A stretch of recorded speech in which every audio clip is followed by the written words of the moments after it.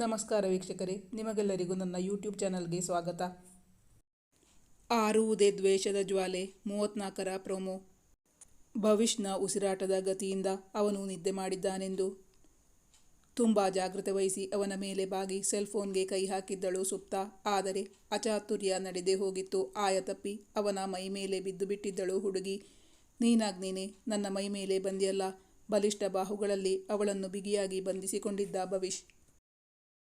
ಇಂದು ಪತ್ನಿಯ ಮಾತು ಅವನನ್ನು ಇನ್ನಿಲ್ಲದ ರೊಚ್ಚಿಗೆಬ್ಬಿಸಿ ಬಿಟ್ಟಿತ್ತು. ಅಂದರೆ ನೀನೇನು ಹೇಳ್ತಾ ಇದೀಯಾ? ನನಗೆ ಅರ್ಥನೇ ಆಗ್ತಿಲ್ಲ. ಏನೇ ನಿನ್ನ ಮಾತಿನ ಅರ್ಥ ಎಂದು ಅವಳನ್ನು ಕೇಳಲು ಅವಳು ಮತ್ತೆ ಅದನ್ನೇ ಪುನರುಚ್ಚರಿಸಿದ್ದಳು. ನಿಶಾಗೆ ಕಾಲ್ ಮಾಡಿ ಕರಿಬೇಕೇನೆ? ಯಾಕೆ ನಿಶಾ ಆಗಬೇಕು? ಅವಳಿಗೆ ಒಂಚೂರು ಟೇಸ್ಟೇ ಇಲ್ಲ. ಅವಳು ಬೇಡ ನನಗೆ. ಹಾಗಂತ ನಿನ್ನ ಮಾತನ್ನು ತೆಗೆದುಹಾಕೋಕೆ ಆಗುತ್ತಾ? No, never. ಇವತ್ತು ತುಂಬ ವಿಶೇಷವಾದ ದಿನ. 2ನೇ ಬಾರಿ ನನ್ನ ಹೆಂಡ್ತಿನ ಮದುವೆಯಾಗಿ ಮೊದಲ ರಾತ್ರಿ. ಇಂದು ನನ್ನ ಮುದ್ದಿನ ಮಡದಿ ತುಂಬ ಆಸೆಯಿಂದ ಕೇಳೋದನ್ನು ಇಲ್ಲ ಅನ್ನೋಕ್ಕಾಗುತ್ತಾ? ಅದಕ್ಕಾಗಿ ಒಂದು ಕೆಲಸ ಮಾಡೋಣ ಡಾರ್ಲಿಂಗ್. ನಿಶಾ ಬೇಡ, ಬೇರೆ ಅವಳಿಗಿಂತ ಚೆನ್ನಾಗಿರೋ ಹುಡುಗಿನೇ ಕರೆಸ್ಕೋತೀನಿ. ಅವಳ ಜಾಗದಲ್ಲಿ ರಕ್ಷಿತಾನ ಕರೆಸೋಣ. ಅವಳು ಯಾರು ಅಂತ ನಿಂಗೂ ಗೊತ್ತು. ಡ್ಯಾಡಿಯ ಕ್ಲೋಸ್ ಫ್ರೆಂಡ್ ಮಗಳು ಹೇಳಿದ ಭವಿಷ್. ಸಾರಿ. ಅದು ಬೆಳಗ್ಗೆ ತನ್ನ ತಪ್ಪಿನ ಅರಿವಾಗಿ ತಡವರಿಸಿ ಏನೂ ಹೇಳಲು ಹೊರಟಳು ಸುಪ್ತಾ.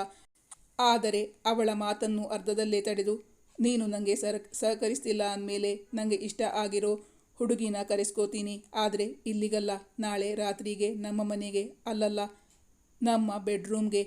ಅದು ಯಾಕಾಗಿ ಡಾರ್ಲಿಂಗ್? ನನಗೋಸ್ಕರ ಅಲ್ಲ ಚಿನ್ನ, ನಿನ್ನ ಆಸೆ ತೀರಿಸೋಕೆ. ಗಟ್ಟಿಯಾಗಿ ಗಹಗಹಿಸಿ ನಗುತ್ತಾ ಹೇಳಿದ ಭವಿಷ್. ಈಗಲೂ ಮಂಚದ ಮೇಲೆ ಅವನ ಬಳಿ ಹೋಗಿ ಮಲಗಲು ಅವಳಿಗೆ ಭಯವಾಗುತ್ತಿತ್ತು. ಮೌನವಾಗಿ ಚಾಪೆಯಲ್ಲೇ ಮಲಗಿರಲು ತನ್ನ ಕೊನೆಯ ಬಾಣ ಪ್ರಯೋಗಿಸಿದ್ದ ಭವಿಷ್. ಅದಾಗಲೇ ಅವಳು ಹೇಳಿದ ಮಾತು ತನ್ನ ಸೆಲ್ಫೋನ್ನಲ್ಲಿ ರೆಕಾರ್ಡ್ ಮಾಡಿದವನು ಅದನ್ನು ಪ್ಲೇ ಮಾಡಿದ್ದ.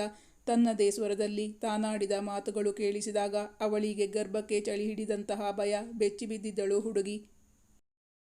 ಮುಂದಿನ ಸಂಚಿಕೆಯಲ್ಲಿ ನಿರೀಕ್ಷಿಸಿ. Thank you for watching.